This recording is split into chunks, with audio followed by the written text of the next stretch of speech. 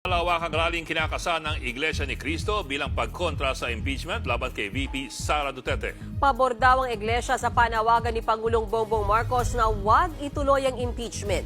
Nasa frontline ng balitang yan si Brian Basa.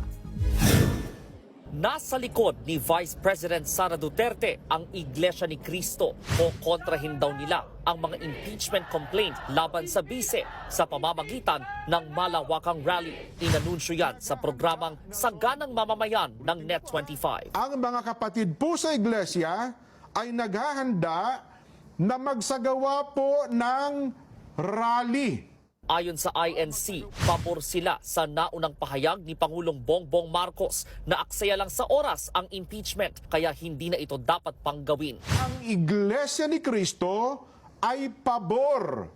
Pabor po sa opinyon ng Pangulong Bongbong Marcos na hindi sumang-ayon sa isinusulong ng ilang sektor na impeachment.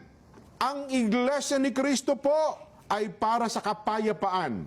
Ayaw namin, ayaw po natin sa anumang uri ng kaguluhan na manggagaling sa kanino mang panig.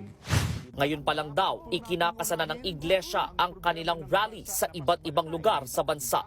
Ngayon pa lamang po, mga kababayan, ay nag-uorganisa na po ang mga lokal sa buong iglesia para magkaroon ng mga malalaking pagtitipon. Pabor kami sa opinyon ng Pangulong Bongbong Marcos na no to impeachment.